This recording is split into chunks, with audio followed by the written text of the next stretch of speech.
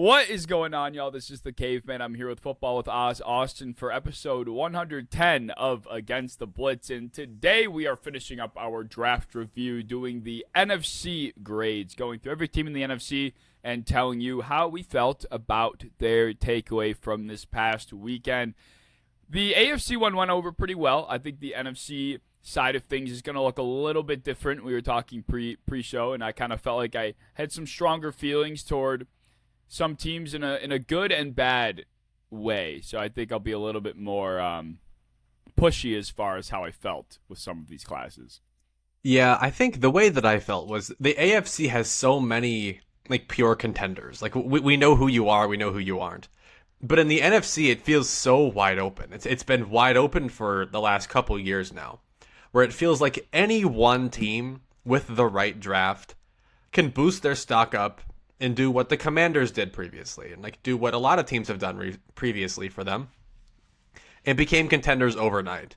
So I kind of was looking for that for some of these drafts for these teams. Yeah, that's always fun to find who that team is going to be going into the next year, because there's always one that seems to come out of the woodwork.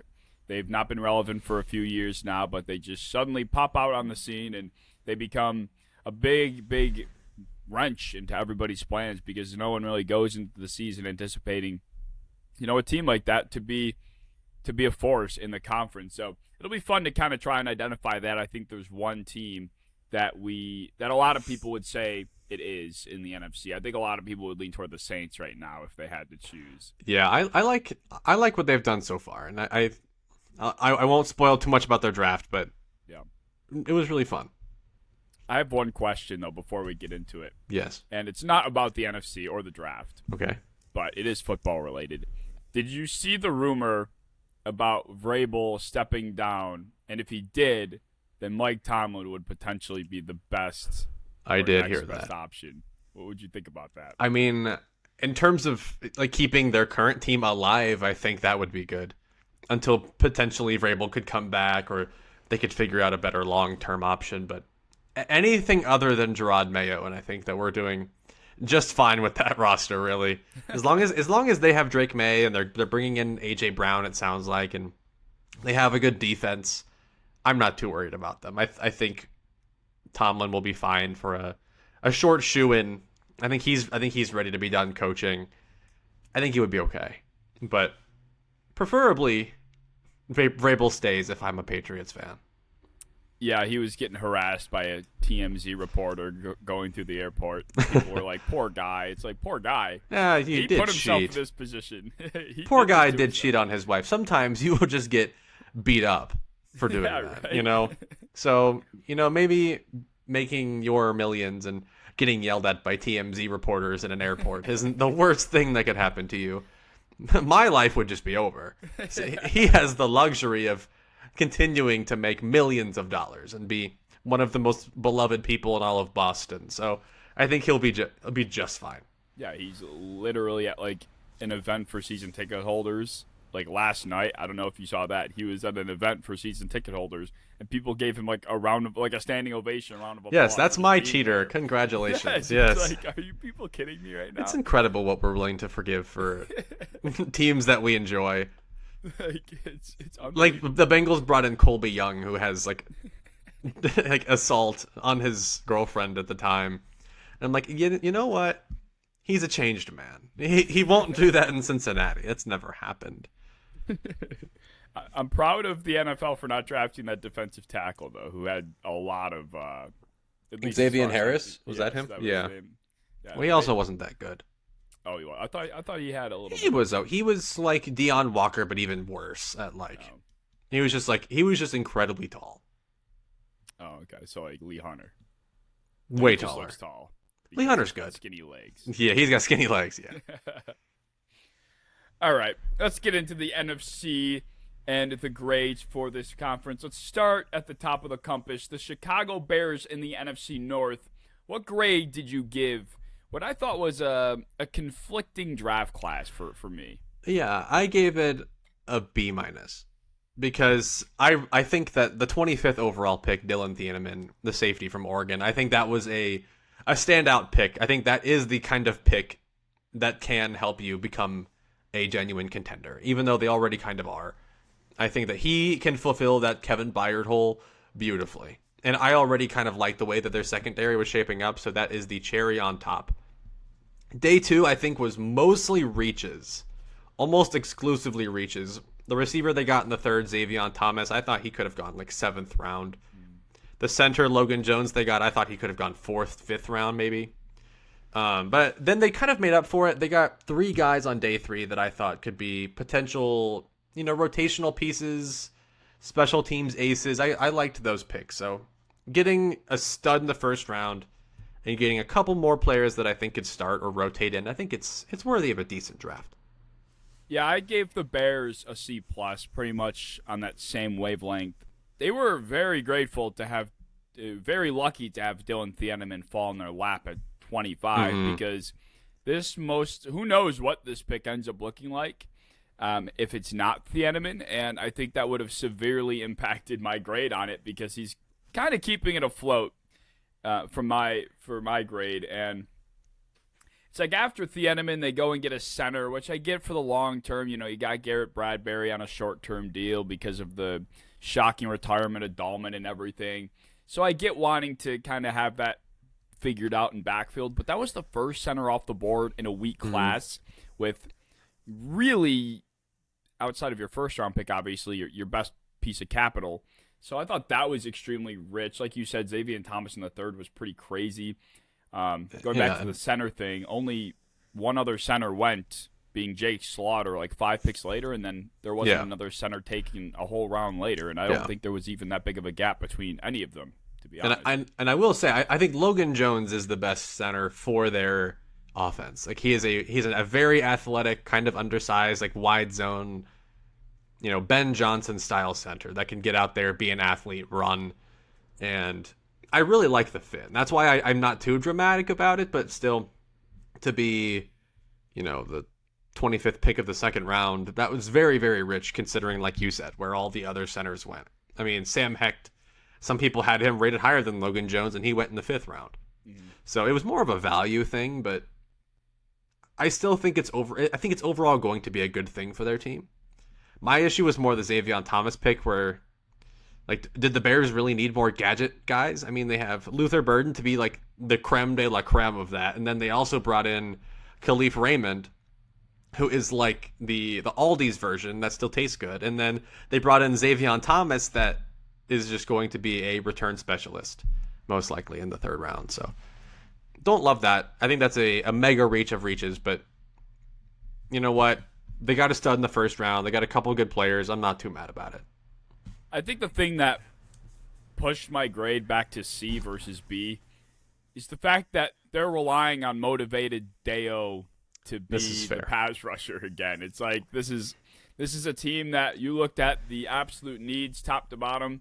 Edge rusher was at the top of that list for both sides of the ball. They've been in conversations supposedly for Max Crosby and for a lot of the big players. It's like every time a big name was hitting the trade block or was in rumors, it's like, oh, the Chicago Bears could be in on it. And then they not only didn't draft one early, they didn't even bother drafting one at all. And there's a couple. I was very puzzled by that. Like, this is a team that could use some juice at that position. Like, they got Austin Booker for that, I guess, but he got hurt and then kind of phased out. And then other than that, it's like, Montez Sweat was kind of shouldering most of it, and he's just not that kind of, he's an edge too. This isn't you can't have an ace be Montez Sweat and get away with it. Ideally, he would be an edge too, yeah. I mean, there's a couple guys available. I mean, you could bring in a Joey Bosa of the world, one of those type of guys. But yeah, ideally, they definitely would have brought in another edge rusher, especially with that 2nd round pick or even any of those 3rd round picks that they used. I think edge would have been preferred.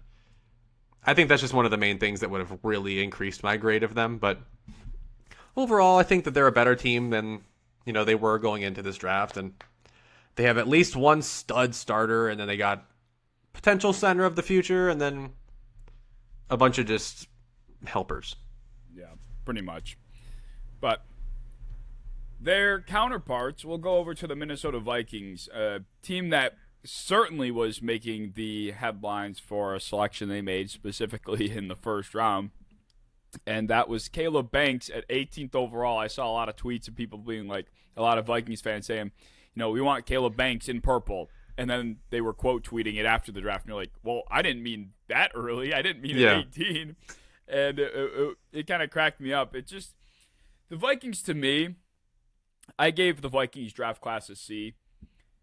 They feel like a sinking ship, and the crew is just doing everything they can to keep the boat afloat, to keep them relevant. And, that obviously can be said for other moves they made, with the Kyler Murray thing after the quarterback debacle last year.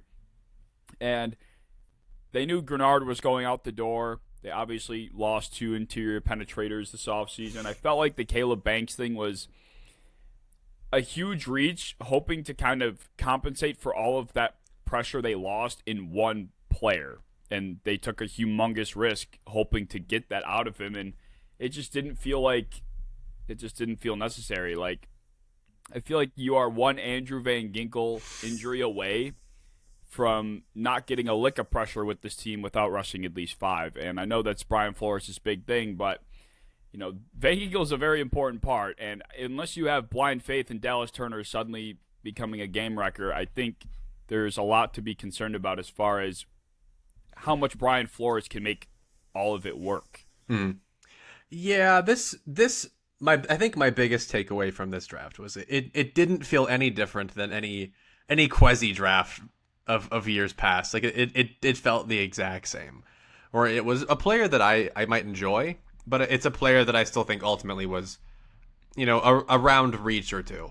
Where Caleb Banks, I thought that was, overall I think it's going to be all right. Like I don't think this is going to be a bust. I think this is going to be a player that can get a lot of pressure for him, create a lot of havoc, but ideally a player this raw should not be coming in to be a rock on your interior. He should be a piece, he should be a pawn, but he should not be the rock. And I think that's my fear, that they're going to ask him to be the rock, or ask 3rd round pick Dominique Orange to be the rock. And he's also an enjoyable nose tackle. I think it's appropriate value there in the mid-3rd, but to ask either rookie to come in, or both rookies to come in and be the centerpiece of, a good defense is scary. And I think Jake Golday, the linebacker out of Cincinnati in the 2nd round, was early. I really like the fit. I think that that was the kind of defense that was going to get the best out of him, but I'm still just worried. And then they went on a tear of drafting a swing tackle, a fullback, and they reached on a safety in the 3rd round that I still is also, I think, very, very raw, pretty far from being an NFL starter. And I think that they had a good late day 3. I loved their 5th and 6th round picks, but yeah, a very odd draft. I gave it a C flat. It could be worse, could be better. Almost entirely depends on how good Caleb Banks is. And I think that he could be a really good player one day. He has everything it takes. It's just, it's risky. So I can't hate on it too much because there's a lot of upside here. But at the same time, for a team that needed a little quick turnaround, they needed some startable players. Drafting 2 defensive tackles to kind of be your rock it's just risky. Yeah, I couldn't agree more. I mean, like you said, I like the Jake Golday pick, but I even thought that wasn't – like, this is a team that they could not be sacrificing need for talent, I guess. And I didn't think Golday was by far BPA at this position to be like, we have to take this player. And you walk away drafting a guy that sure might be a good fit, but you're adding him to what is probably the strongest area of your football team already. So right. He's like their linebacker 4. Right. Like, you didn't need Jake Golday, and I get you can deploy him, and, there's probably going to be pressure that comes from him because that's what Flores is all about. But, yeah, I just wasn't a fan. And, like you said, the double D tackle thing was questionable. I think the other thing I found to be interesting is Vikings Twitter is putting a lot of faith in Jalen Redmond. He's good. Who is a good player. I think that's, like, kind of the whole philosophy behind what we're seeing is like the Jalen Redmond breakout. They are counting on it massively because they're not going to. I don't think Tyron Ingram, Dawkins, or whatever. Like, no, he's undersized. Like no, I view Jalen Redmond how a lot of people have felt about like the Eagles' 3rd defensive tackle, whatever year it is. It was Milton Williams previously. It was Moro Ojomo. Like I view it as a guy that ideally is your D tackle 2 or 3. I don't as good as Jalen Redmond is. He's a smaller defensive tackle that I think should be utilized as like a pressure piece, rotational player, not as a guy that should be eating minority defensive tackle snaps. And it sounds like he will be, which is a little worrisome. And I get the faith. I think he's a quality player. I don't think it'll be a terrible thing, but for a team that's just relied so much on defense and they've had such quality defenses, I would hate to see it start to wither away a little bit, and especially by kind of ignoring safety. I know they got one in the third, but he's very raw. I don't love the draft as much as I wish I did. Agreed. Yeah, I think the secondary's going to be a pretty big blemish. Like, if they're not able to get after the quarterback quick, I think they're going to get exposed pretty bad back there. And that's why Deaneman was such a popular pairing for them, because they certainly needed it. Yeah, it wasn't just because he's white, replacing Harrison Smith. Yeah, like, it right. genuinely was because it was a one-of-one, like a one-on-one perfect fit. He was available at 18. Everyone had an idea that he would be available at 18. He went just a couple picks later. Like, it wouldn't have been a crazy reach. Like, everything sounded right. It just didn't happen. And I would have felt a lot better about this draft if they, I think they could have possibly gotten Caleb Banks, where they picked Jake Goldayat. Yeah. But at the same time, even if you don't, there were other good defensive tackles in this draft in that range that I would have rather had Thieneman and that D tackle with. Yeah, something I like to do is kind of look back and ask myself, like, kind of what we did with the Chiefs in the debate we had with Bain versus Delane and everything, is like, what alternatively could they have ended up with given how the board fell exactly? Granted, it could have changed if the picks are different. Sure. Obviously, that can be said. But in this case with the Vikings, I think you very easily feel a little bit better if it's Thieneman at 18. Even if it could be very well be Banks at 19. And then, Orange, I guess, is fine at. Yeah, I think he's their pick either way. Right. As he's a true nose. But, yeah, just it's interesting. I don't fully hate it, though. I see the vision where this could be a very good draft. But at the same time, this very much has the same flavor of those quasi drafts that we know and love of the last 2 to 3 years. Yeah, they're just putting a ton of stock into guys that haven't proven themselves, really. And in the case that it doesn't come to fruition, it would be really tough.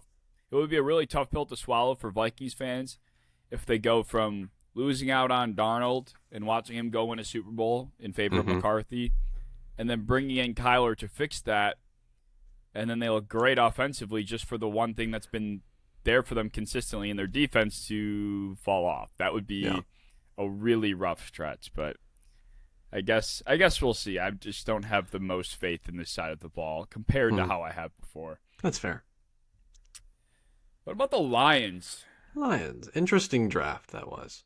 I would say I would give this a B-, in my opinion. I know this draft has gotten a lot of hate from some, but I actually enjoyed the Blake Miller pick. I don't think it was as much of a reach as others are saying, especially when you consider like the personality fit of Blake Miller to a Dan Campbell Lions team. Like, he is a Lion, and he's an athletic, long offensive tackle that has an outstanding development track. Derek Moore, the 12th pick of the second round, was a reach in my opinion, but still a fine player. They're not looking for an edge one. They have Aiden Hutchinson. Like, they're looking for an alternative player across from him. And then I loved their day 3. Keith Abney, I was pretty low on him as a day 2 player, but in the 5th round, that's a steal. Kendrick Law, receiver from Kentucky in the 5th. I think that's a really good Khalif Raymond replacement. And then linebacker out of Michigan, Jimmy Rolder. I think that he is what everybody loves in Malcolm Rodriguez. I think they're going to love it in him too. He's a very fine player. So I think that they got good players across the board that I see very clear paths for playing with. It's just not sexy. But it is a Lions draft, and I think this is a pretty solid one. Yeah, I'm shocked to hear that people did not like this class, honestly. I think you could make the argument that the individuals taken are not maybe your cup of tea, but every single pick, I could sit here from the outside and say, that's why they did this, or here's why they did that, and it makes complete sense. Like, that we know they needed an offensive tackle. They were clearly going tackle. months ago. We've all known this. And they go with Blake Miller, whether you like him or not, and they needed it. They go with Derek Moore. They've been desperate to find somebody else to rush the passer next to Aiden Hutchinson. This guy's got a ton of juice as a pass rusher, very strong. Makes sense. They just recently broke news that Jack Campbell is obviously going to have his fifth-year option decline because it's just too fucking expensive the way they tag these linebackers as outside guys. So he's not going to make the $22.5 million or whatever it is. So he's going to be free agent after next year. So you go get a linebacker. Who the hell knows what? Somebody in the secondary, multiple people in the secondary for Detroit dies for a long time throughout the course of a season. So a corner, especially in Keith Abbey, makes perfect sense. Great value on top of it. Mm-hmm. And like you said, Kendrick Law is a good replacement for Raymond. And then they bring in a couple of depth defensive tackles. So, like I said, I think it's fair to make the argument that you're not a fan of the players taken, but every single choice, every single position was a need, and I think they fill or patch something that is a problem or eventually will be. So I was a fan. I gave it a B+. I think the only gripe here is like the limited sexiness of this draft. Like it's like you're not there's no one here outside of maybe Blake Miller that I think has even like Pro Bowl potential. Like Derek Moore, we know what he is. Like he's Derek Hall if he becomes something of himself. Jimmy Rolder, I mean, he's every unathletic white linebacker that they've all wanted to become, but he's good. He's a talented player. Like there's a limited upside out of all of these guys. It's just this is a foundation draft. This is we're the Lions. We know who we are. We've lost a couple players at some pretty foundational positions.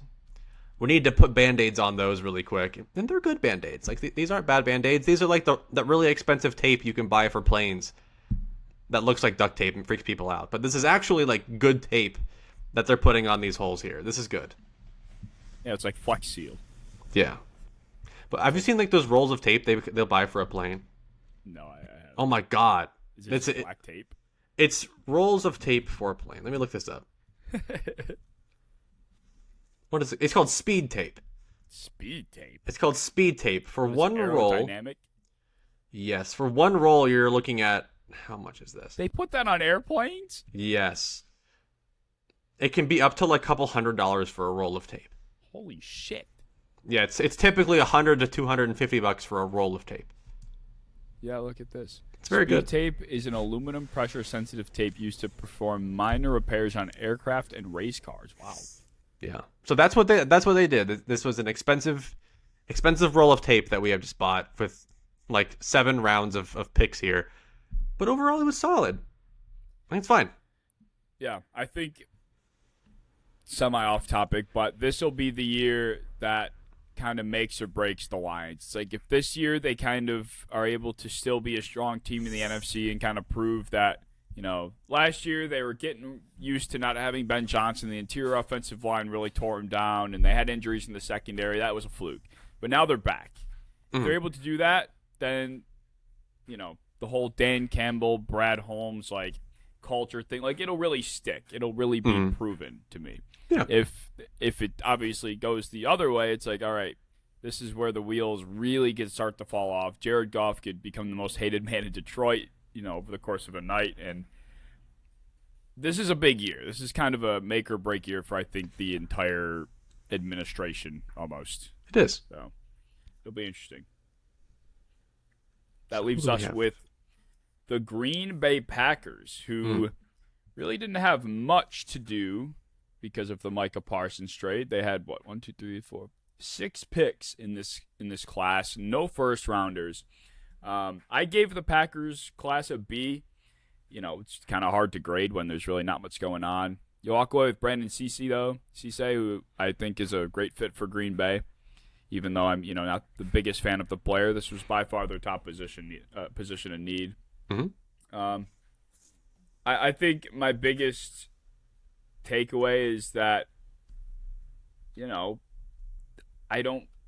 just no who else. Micah Parsons is rushing the passer, and then it's Lucas Van Ness. Like, they have kind of the same problem as the Lions, and I think for them, they really didn't have any wiggle room, so I didn't knock them for it. Like, what else do you think? What else was I expecting them to be able to do, especially given the way the edge rushers kind of flew off the board? But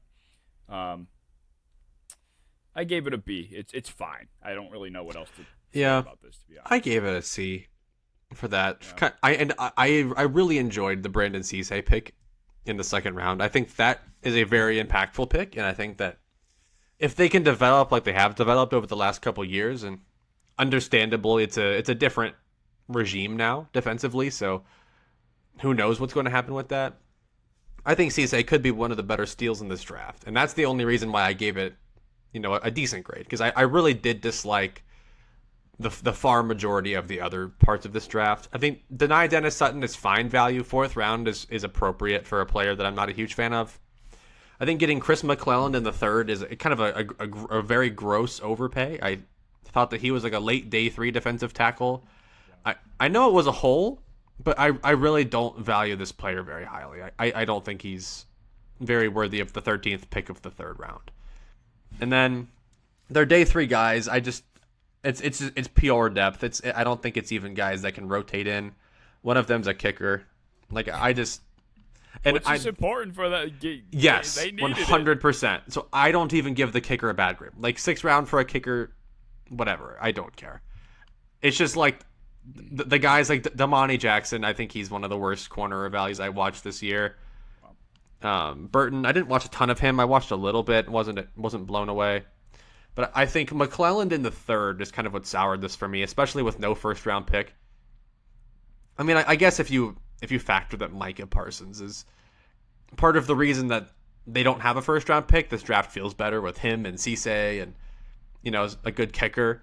But that's why I give it a C. I don't think a C has to be a terrible grade. I think that's a pretty average grade, and that's what this draft was. Where I think that realistically, you escape this draft with a solid developmental corner and a kicker. And sometimes you take that, but that's a C. Yeah, that's fair. I think I wasn't entirely privy to a lot of the guys that were taken in this class, to be honest, just for the sheer fact that I did not get to Damani Jackson at corner. Don't do it. So I guess it's hard for me to say. Even McClellan, we didn't do the defensive tackle, so I didn't look into them too deep. But I kind of just asked myself, as far as positions go, you had to go corner in the second round. There was really no choice. And then you get to the third round, and I saw McClellan go. Kind of hard for me to necessarily put a pulse on how I feel about the player particularly, but the next need was by far edge rusher, and I didn't see anybody that was worth going at that spot for that position. So I'm like, all right, I'm not gonna knock them too hard. And even though I don't like Dennis Sutton, like I said, they really kind of were in a shit spot. It's fine value. I mean, he's the most Packers defensive end of all time. Yeah, he is. He fits them perfectly. I mean, I'm just worried because Lucas Van Ness, I don't think he's started in football since high school. He didn't even start in college. That's why the pick was so weird. And then he hasn't started. I mean, they had Rashawn Gary last year. I mean, this guy hasn't had to be a starter in ever. So it's going to be interesting having a full year of Lucas Van Ness as your true power defensive end over there. But he was a first round pick, has a lot of upside. They might believe in him. I wish them luck, I guess. Yeah. Let's go over to the NFC South, and I will say, I think the NFC South had the best collection of draft classes amongst any division in the sport. I would say that's fair. All 4 of these teams knocked it out of the park, and I'm going to start selfishly with the team that took one of my favorite players in the class, and that was the Tampa Bay Buccaneers. I gave the Buccaneers an A+. I think I only gave out one other A+, and that was to the Browns in the AFC episode. I don't think I have another one coming up here. Spoiler. Who cares? I just could not believe the value they walked away with. They get Ruben Bain 15th overall. Already a steal to begin with. And the edits on TikTok I'm seeing, I'm like, this guy's the best fucking player of all time. I'm just loving it. You deleted the app, so you don't even That's know. True. You're not even living in it. I don't even have Twitter or Instagram currently either. I am in the woods currently. I have no idea. Dude, but I have watched a lot of Ruben Bain tape on my computer, and I'm sure I can feel the same thing. No, you can't. The 12-year-old TikTok editors are going crazy. I've been making edits of him in my head as I go to sleep. That's how I finally go to sleep. I don't count sheep. I count Bane. Well, you know how he didn't stop in the mirror. I did see that. They are going crazy. It was a YouTube short. Yes. So that fantastic to begin with. Josiah Trotter was my fourth linebacker in the class. I think third or fourth. I loved him. And then you get Keontae Scott in the fourth round, who was my corner 3. This guy's havoc creating maniac all over the line of scrimmage. I don't know how you're going to run the football on Tampa Bay. Ruben Bain, Vita Vea. The blitz packages they got. Keontae Scott's going to be flying around. Josiah Trotter's coming from the second level. Antoine Winfield is awesome. They just signed another linebacker too from Detroit, right? Anzalone, yes, dude. That's a nice squad. They potentially could have. Yeah, Diaby can set an edge. They got some guys over there. This is a hot take, maybe not a hot take. I think this is potentially the best defense in the conference. Even going into the season, even Jacob Parrish can tackle. That guy's they have some DBs over there that can tackle. This is a fun draft. This is reminiscent of 2020 Tampa, just a little bit. A little bit, yeah. I shared that A+. I really enjoyed. Again, like you said, the best defensive end in this class at 15th overall is going to be a steal, regardless of what draft you're in. Josiah Trotter in the second, I felt that was very appropriate value for a guy that's possibly going to be the long-term Levante David replacement. He's the kind of IQ that can do it. Ted Hurst is the perfect guy to replace the kind of Mike Evans deep ball production that you've been looking for. He's not asked to be the volume guy. They have Igbuka, they have Godwin, they have McMillan. He's just going to be a playmaker, and that's what he's bred to do. Keontae Scott, corner from Miami. He's a havoc nickel safety corner, whatever you want to call him. He's just a tackler. He just gets up in your face and makes shit a little bit muddier. So to get those 4 in a row, I thought they were all incredibly appropriate where they were picked, and I thought I see a very nice vision for all of them to play. And then I really liked 2 out of the 3 day 3 picks as well. The backup nose tackle and the backup guard, I think. Both of them are adequate depth. So A+ draft completely all around. Yeah, I read the short description on K-Part. This guy's a run defending, just space eating type of guy. It's okay, another just rock. He tested very nicely. Yeah, and he's a good run defender. Scroth, he's a guy that some people liked as a day 2 guard. Wow. He falls to the 5th round. I think 5th round was more appropriate, but still solid. That's good. Yeah. He's a backup guard. Awesome. Right. I mean, this class was fantastic. So if Todd Bowles really wants to save his job, this is the year to do it. Yeah. As long as if Baker can stay healthy, this team, I'm feeling something different about the Tampa Bay Buccaneers. Yeah. Kenny Gainwell. They have lost Kenny Gainwell. They have their line healthy this year. Because Gainwell's not even a joke. I'm laughing. No, he's good. He's good. It's kind of redundant with Bucky Irving in terms of how they win, but you know what? It's fun. It's fun when one gets tired, throw in the other one, and then you have Sean Tucker to please his way down your football field. Isn't he? No, he came back. Oh, did they? Did he? You think I don't know where Sean Tucker's whereabouts are at all times? I have an air tag in his backpack. My fault. You're right. He's still there, I think. But yeah, this class comfortably was the best of the conference for me. I loved it. And going back to the Ted Hurst thing, I personally wasn't in love with Ted Hurst. I know everybody and their mother loved Ted Hurst, including this guy right here. How can you not? He's cool. Cool. You're mossing Mount East State. I don't know. Sure. Cool, dude. Even if he's not good, how could you not like Ted Hurst? Well, that was kind of what I was gonna say. It's I see the vision for one, and for two, he isn't being relied on. There's just so much depth at the position here. It's you're bringing him in to do one thing specifically, at least ideally, and if it doesn't work, you're not SOL because you have all this depth across the board. So yeah, 20th pick of the 3rd round, that's not right. Too early to be reaching on a. I thought he could have gone 2nd round, and there is a pretty poor track record lately of these FCS to group of 5 receivers coming in and busting. A lot of them, it's been a bad track record, so not great for him. Don't make it weird, but there's still a chance. How about let's go to the Falcons. The Atlanta Falcons are always my favorite team to watch draft, just because you never know what the fuck they're going to do. But I didn't think anything was too out of the ordinary this year. No, this was a very Falcons draft in a good way, because yet again they don't have a first round pick, so I guess you can kind of just slide James Pearson here, and just imagine that he is sitting there at first, and he is a free man somehow. But we have Avion Terrell in the second round, mid in the second round. That's incredible value. They team him up with his brother. They now have, on paper, one of my favorite secondaries to look at in the league. Very versatile, very fun to watch. Zachariah Branch in the third. He wasn't a player that I was super keen on, but like he fits what the Falcons need. He's a local guy. He is a playmaker with the ball in his hands, and as much as you can love Drake London, like he's one of like the worst receiver ones at making plays with the ball in their hands. Like it's generally he's like a tight end like that. So Zachariah Branch, dynamic after the catch. He immediately is your like receiver 2 or 3 somehow. And then Kendall Daniels in the fourth. He's not everyone's flavor. He's like a converted safety linebacker hybrid, but their defensive coach Ulbrich is the mastermind at developing these like linebacker safety hybrids, like Jamie and Sherwood in New York. He developed Divine Diablo very nicely over there last year. He's done a very good job with this similar archetype, and I think Kendall Daniels is all those guys, but better. So I really like what he has there. Matt Ryan was very excited about that pick. It was overall a good top 3 picks. I wasn't in love with their 6th and 7th rounders, but like who cares?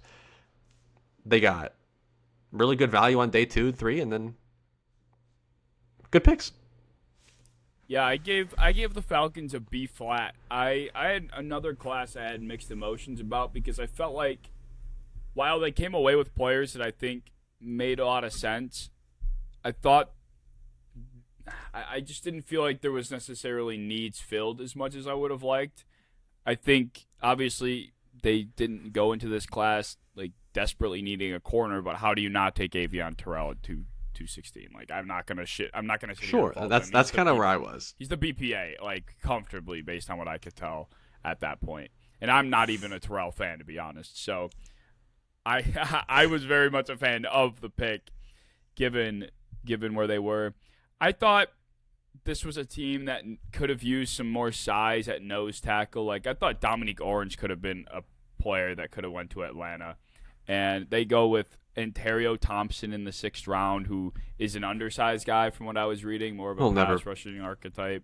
He'll never play for them. Yeah, so it's like they made that pointless trade with the Jaguars to get Mason Thomas, and I felt like they could have maybe pushed the Zachariah Branch pick backward, and then you go and get an Orange at 315, because I think he went like 319 or something to Minnesota. But nonetheless, I thought the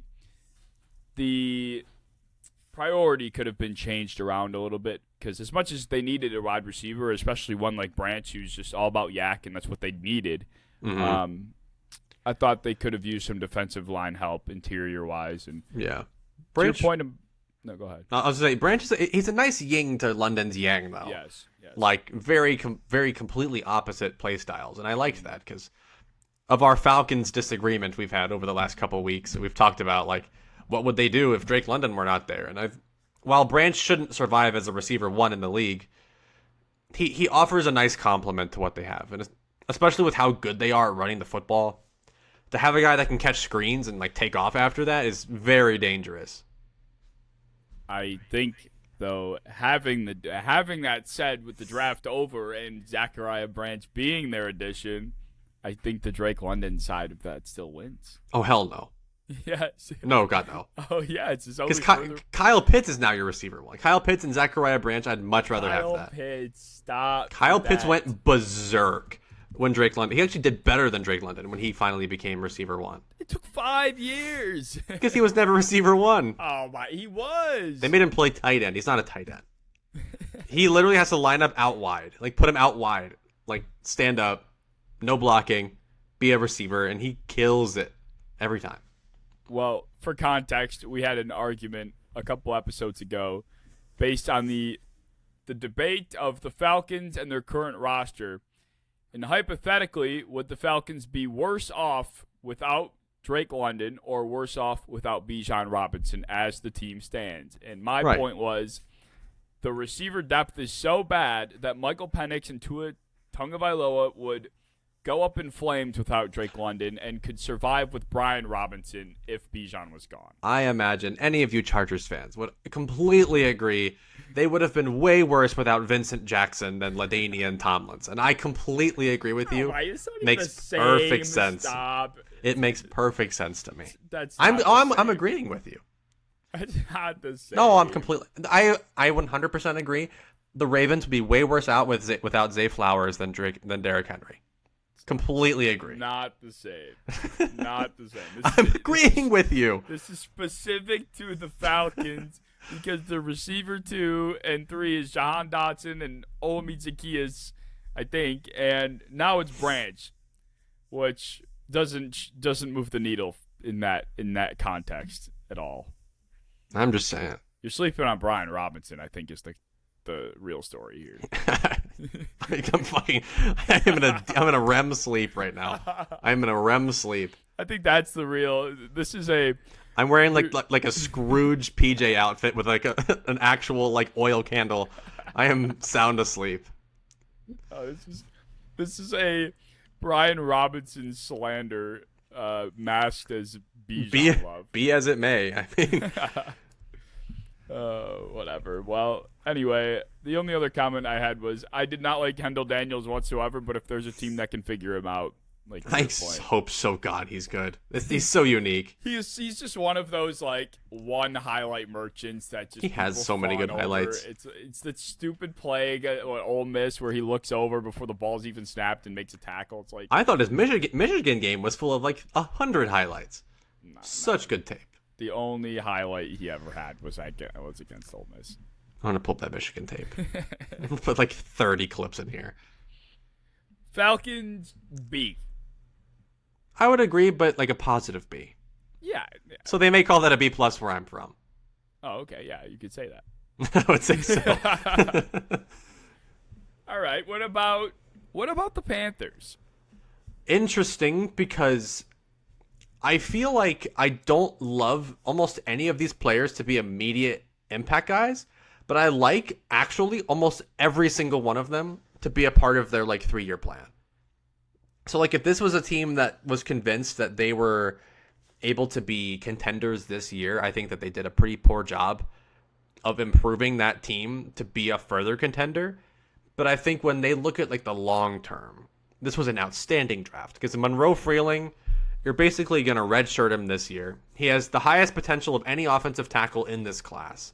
They draft him at 19th overall. I think he's going to redshirt and be their tackle of the future. They got Chris Brazzell, who is a controversial player, but dynamic nonetheless. Will Lee is a corner, and Sam Hecht is a center that they got on day 3 that I really like both.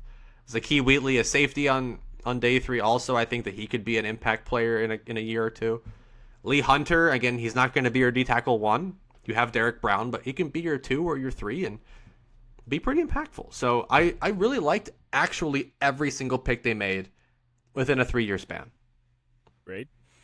I'd give it an A. This is a good draft. I gave it an A- for a lot of the same reasons.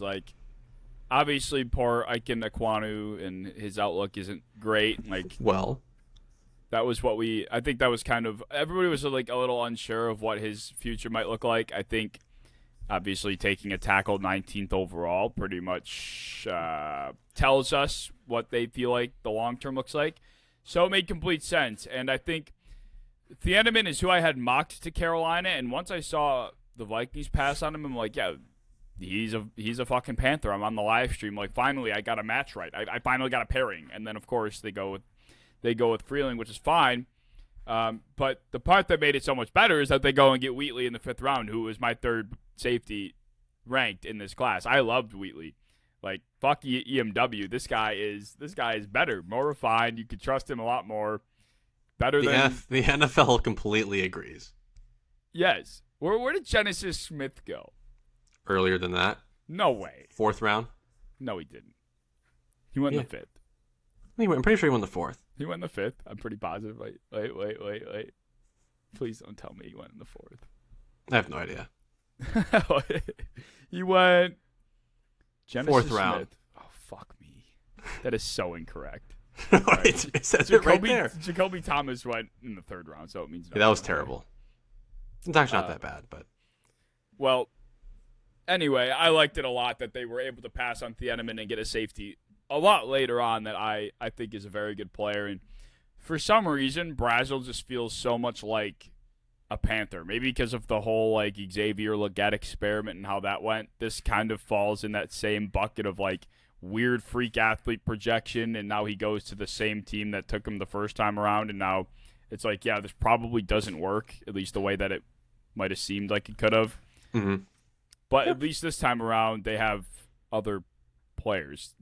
Yes. Before it was Legette and Mingo, I think, at that time. God damn. Brazel probably should be their receiver 2 or 3, like probably 3. Like I think he's instantly I would play him over Legette. Yeah. Legette's he's toast, dude. He's toast. Like Jalen Coker deserves to be their receiver 2 right now. Tet McMillan obviously 1. And like Brazel's kind of redundant with Tet, but he's really not. Like I kind of like Tet more as like a slot. He's a big slot. Like that's kind of where he got a lot of his love from. But Brazel can be like just a genuine like Marquez Valdez-Scantling type of player. So yeah, this is a good draft all around. Maybe not immediately. Like we're not buying all these guys' jerseys off the rip, but in a couple years, looking back, I think people will look at this draft and say like, wow, like, at least 4 or 5 of these guys are playing for my team right now and like getting considerable minutes. Yeah, I mean, I think this had potential to be an A+ if like the Lee Hunt. I just not only is the Lee Hunter pick like interesting in the player itself, but just the position. I thought they should have been in the tight end market. I've been saying for months I think they should have been in the tight end market. They don't even draft a single one, and Tommy Tremble.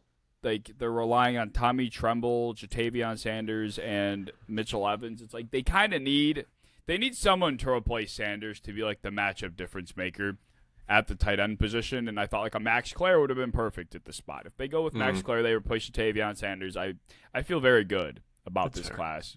I like Brazel, but I feel like if there was one way to really improve the weapons around him, it would be a tight end. So I would agree with that. It'd be how it do, but I still liked it. A- was my grade. Yeah, good draft. Very good draft. The New Orleans Saints, going back to them, this was a class that I thought was knocked out of the park. I gave it an A flat. They understood the assignment. They are all in on Shuck. They felt like they saw enough, and they're like, you know what, we're going to surround this guy with the weapons that we feel are necessary to see if he's really our future. They go and get Jordan Tyson at 8 overall. They draft Bryce Lance in the 4th round. They get Oscar Delp in the 3rd, who I think could be tight end 1 halfway through the season, at some point at least. And then they get a good nose tackle on top of it, and Kristen Miller. I thought this was a fantastic draft, and Cesar Ruiz is always good to miss like 3 or 4 games a year, so they get some guard depth. Like I like Bright. Yeah, like this was because he's a good run blocker. So with ETN back there as well, you're looking at who? I'm sorry, Achan. Oh yeah. Yes. I didn't know who you were talking about for a second. I can't say it. I thought they traded for somebody I'd never heard of. Oh yeah, that's right. They traded. So does his brother want to be called Achan too? I wonder. Never heard him speak. Actually, I have no idea. I always forget about him. Someone should ask Trevor. Hey Trevor, what's your last name? So I don't think he'd say this. I think he'd say ETN. I don't know. I think they just didn't really feel like correcting an entire country. They were just like, you know what? Someone else called me that. I didn't catch it in time, and now it's just this. Well, and there already is an Achan, so like it's you're no longer original, and his is actually spelled like Achan. Yeah, this is not Achan. I think this is one. I feel like players, they're making it up sometimes. I don't know.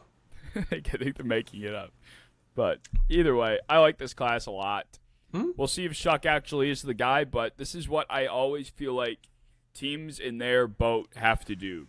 If they want to figure out if a quarterback that they have on their roster is the real deal, they have to supply them with everything they possibly can to go and figure it out. And that's what the Saints are doing. Mm-hmm. So if Shuck's the real deal, the Saints are going to find out in year 2. Yeah, I really liked everything they did. I mean, I wasn't in the pool of people that was so adamant that Jordan Tyson was wide receiver 1 if he was healthy. Like I still think it was conversation, but 8th overall is plenty good value in a draft like this. I think he's a very good complement to Chris Olave. Christian Miller, the defensive tackle from Georgia, he's been well named as the most boring player in this class, both good and bad. Like you kind of like your defensive tackles to be boring sometimes. And then Oscar Delp, a good tight end. They're a tight end weak team, especially with a guy like Jawan Johnson, who's never been much of like an inline blocker type. And that's kind of what Oscar Delp projects to be if he puts on a few pounds. Jeremiah Wright, the guard from Auburn, he's just a tank. Needs some development, but good depth. And then Bryce Lance, the receiver from North Dakota State in the 4th round. I like him to potentially even be their wide receiver 3. A very, very dynamic, incredible athlete. A lot of shades of Christian Watson, and that's not even because he's from North Dakota State. He plays a very similar game to him, and I like this draft a lot. Again, not a ton of sexiness in terms of like elite value, except for the Bryce Lance pick. It was just solid drafts all around, and I think that they accomplished their goal, like you said, of supporting Shuck. So this is an A class, probably A- class for me. Yeah, they got their Shaheed replacement was kind of how I interpreted the Bryce Lance. So not 1-to-1 comparison per se, but this is a guy that will absolutely just sprint down the field and threaten you. So I was definitely a big fan of this class, and further bolsters why I think the Saints will be going into the season the team that all us content creators are going to be like, look out for the Saints next year. They're the sleeper team of it's like that. It's going to be annoying. Like, I will go out of my way not to choose the Saints as that team when it comes to that conversation because it'll be so annoying by then. But I'm calling it now that they will be everybody's popular sleeper team this year.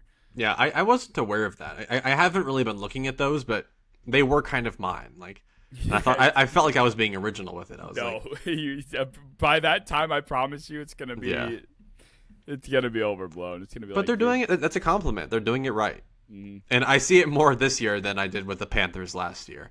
Oh yeah. Like I see this blueprint 100%. Those poor people, bro. The thing is, I was kind of wrong, and that's what's sick about it. To a degree, they were advertised as a above 500. They were still a below 500 team, and then lost first round.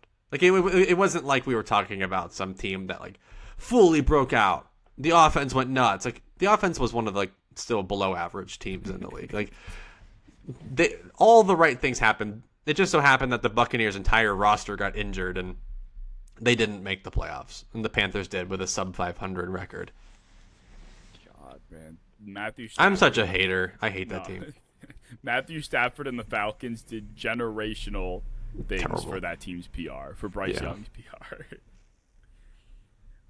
Is that the last team in this? I believe so. It is. Okay, let's move over to the NFC West.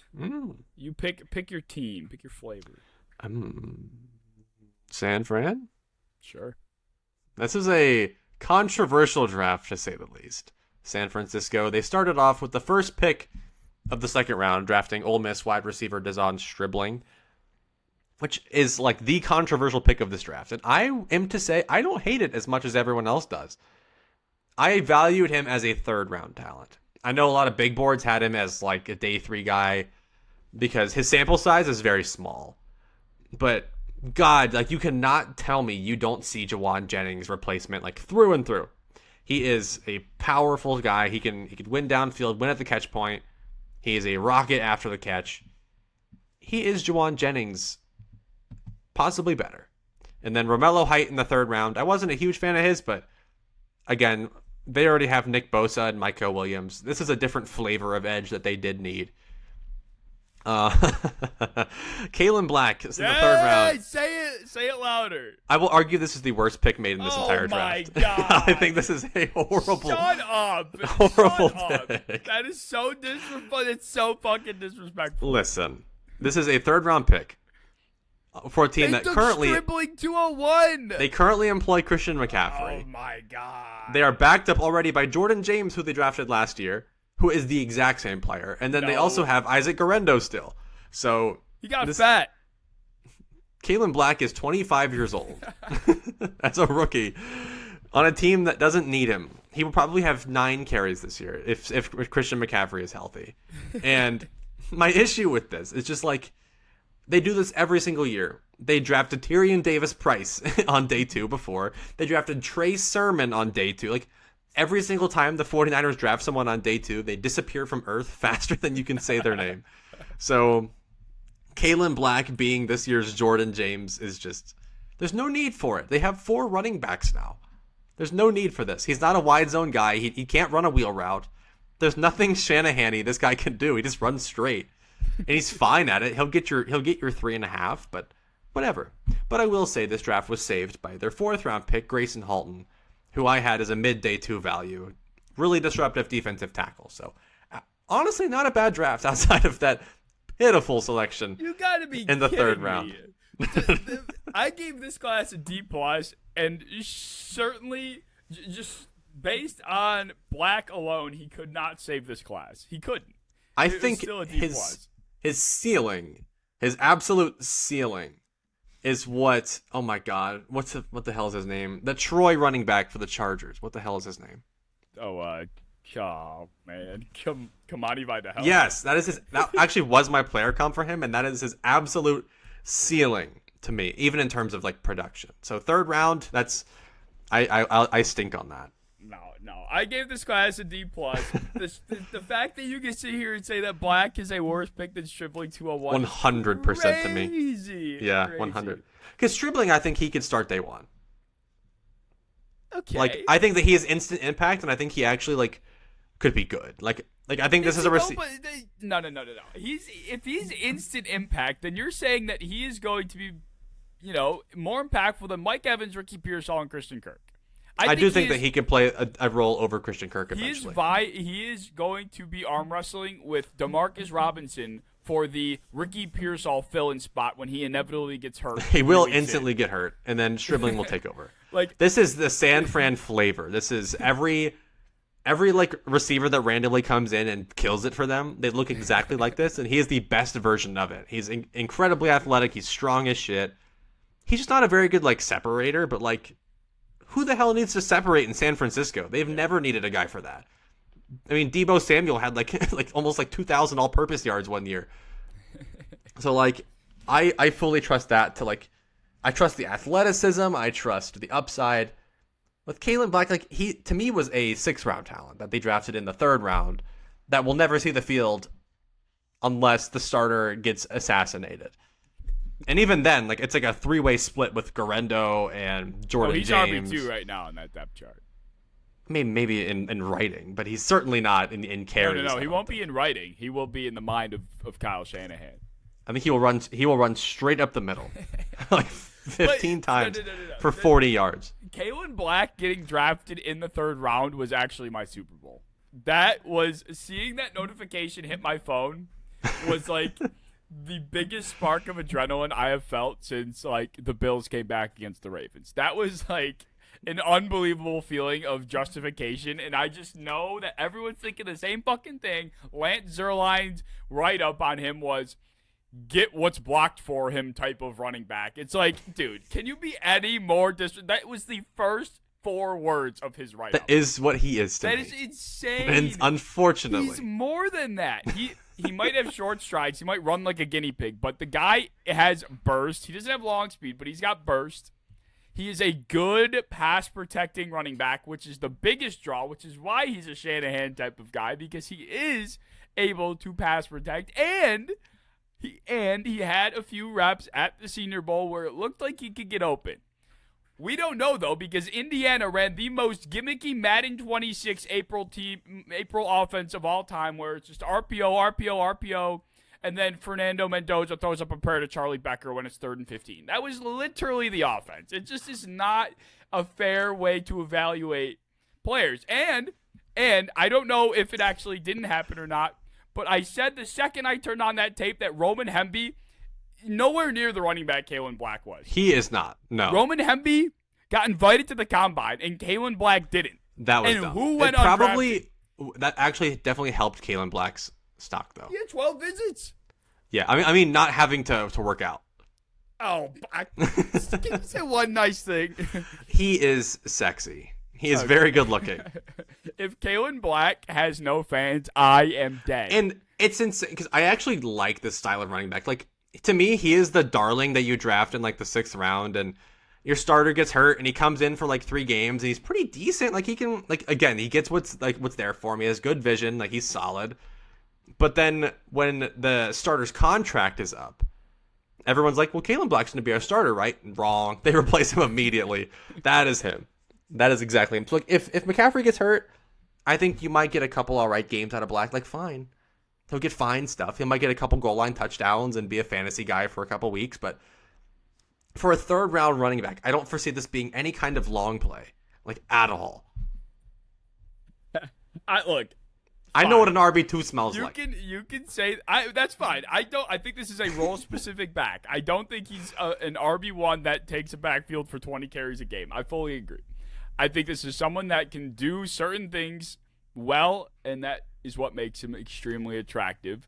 I cannot get behind saying that Deshaun Stribling is in any different of a boat. They are in the same fucking boat. To me, Stribling was taken a round early. Maybe a round. He was the 33rd overall. We're not even talking 2nd round.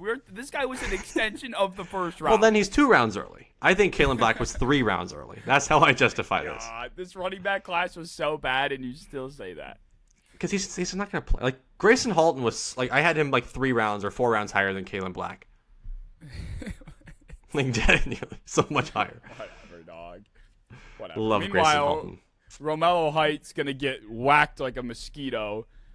Like, I get that they needed this type of edge rusher because all they have is, like, a bunch of Caterpillar construction vehicles on the defensive line, but holy shit, like, they went the complete opposite way in terms of what they need at edge. Like, they went from heavy run defending type of guys to the dude that gets, like, swatted away by your uncle at the fire. Like, this is not going to – I wasn't moved by that. And then who the fuck is Ephesians Prysock? Yes. He's, like, developmental. Like, he's one of those, like, your average 6'3", super fast corner that, like, could be something with the right coaching.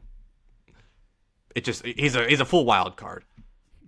Well, that's an insane. Please say that again. Ephesians Prysock is how I've been pronouncing it. Ephesians.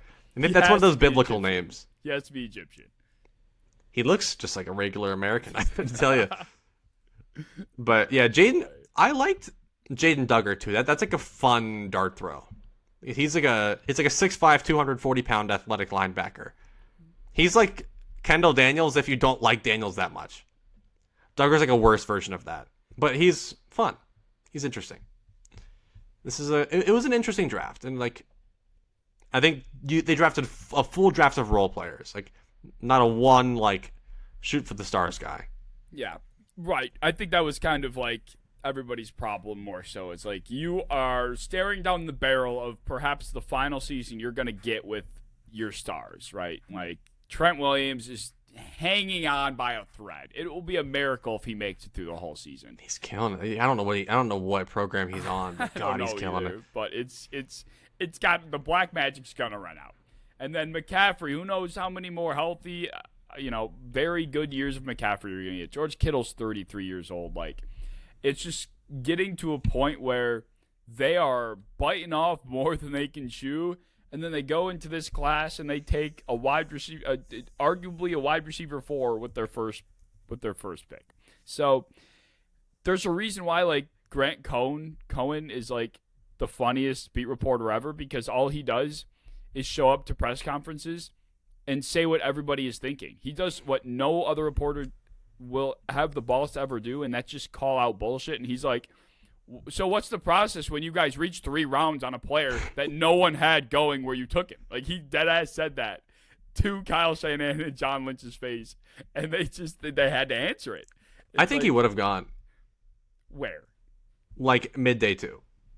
What pick? 3rd round, possibly. Would he be there when they took Romello Height? Maybe. I mean, fucking Caleb Douglas went 3rd round. I don't know what to believe. That's fair. I have no idea what to believe. There was a run on receivers too. Like if you looked at who was available in the 4th round, it got scarce. Yeah. And somehow Bryce Lance was one, but right. It was a weird draft in terms of runs. Yes, there was a the blocking tight end run was so bad. Yes. Do I get to shit on any more of those today? I don't know. This might have been AFC exclusive. It really kind of was, because I think Delp went mid-3rd, and that was fair. But he's athletic. But he's actually worth it. Yeah, right. Yeah, he's really athletic and young. That made sense to me. Well, 49ers, you remain the most controversial in the class. Congratulations. Well, actually, I don't think this is controversial. I think most people feel the same way. The Los Angeles Rams, I gave the Rams, I mean, just out of principle, I gave them an F. I think being a Ty Simpson defender makes me feel like this is an F+, but you just can't go from being all in. We're going to do everything we can to win right now. We're in A.J. Brown conversations. We're looking to backfill Devontae Adams and Puka in case they're not around, to drafting Ty Simpson 13th overall. You just can't do it. And, despite what your vision might be for him, you can't justify it. So I think they even could have traded back, which was kind of the baffling part. It's even if you got some disgustingly lowballed offer to move back to 17th to where the Lions picked, the Cardinals, who were the only other threat to draft him, were not jumping up to 16 to take him. So take whatever offer you can get to early 20s, just outside the range of where you thought the Cardinals could jump into the first and take him from you, and at least get some value. 13th overall? What? What are we doing? Yeah. So, I feel much better remembering that Trent McDuffie is in this draft. Yeah. When I look at their list and I slot him in, I feel much better because yeah, the 13th overall was, I think, unnecessary. But I don't know. I think it'll all end up being better than it looks on paper. Because if Ty Simpson ends up being Kirk Cousins level, no one will bat an eye at 13th overall. No one will. It's just the fact that they are in win now mode. But the one thing I think that I've continued to praise Les Snead on is doing something too early rather than too late. And that's what I kept thinking about. I was like, wow. They drafted another rotational tight end in the 2nd, and they drafted a depth guard in the 3rd, and then 2 guys on day 3 that'll never play for them. So I was like, what is even the vision here? But their vision is future. I guess I think that what they think is that they have a good enough squad right now to keep contending. Their version of those swings was trading for Trent McDuffie and getting Jalen Watson, and then fully bolstering their secondary. So with those being their swings, I think the draft was insurance. Okay, if that doesn't work, we now have our possible quarterback of the future. We have, we just drafted Kirk Cousins 13th overall. Max Clare's a talented weapon in round 2. That's fine. And then they just didn't have the capital after that to really take any more swings. So I don't love it. I gave it a C to C minus maybe. Still not a bunch of positive words for it, but I think their swings in free agency justify being passive, in my opinion. Yeah, I can appreciate that. You made that point, I think, when talking about moving on from Cooper Kupp and how that was viewed at the time. So I do recall you saying that exact thing, and I can appreciate that. I think the part of it that makes it difficult for me, being a Bills fan, is watching a general manager kind of take this approach where you can sense he's just continuously trying to build for the future, looking ahead. He's trying to build a dynasty before you have the whatever the previous level of dynasty is, just I guess a winning team. The Seahawks right now, you go from here. You won a Super Bowl, now you're okay, this is, you win a couple more, you're in dynasty conversations. The Rams won, when they won 3 or 4 years ago now. So you're trying to win again. You're not necessarily trying to compound off of that anymore. A lot of turnover has happened since then. So I just have a hard time watching a team that's trying to, like I said, build a dynasty before you're a winner. And I think that's the part that I'm frustrated about, especially when the formula that worked for them originally was pushing all their chips into the middle. They did not hesitate at all, and that had been their approach, right now as far as up until the draft went. And this is they wavered just a little bit, and I'm worried that, God forbid Devontae Adams goes down, they're fucked. Like, you can go back to the 13 personnel gimmick all you want. It's not gonna win. It's not gonna win you a Super Bowl. It's just not. So that's what I think I'm just concerned about. Yeah, right now on paper, what you have is good enough, but you have your wide receiver 1 going in and out of rehab, and your wide receiver 2 at 34 years old who's got a hamstring made of string cheese. So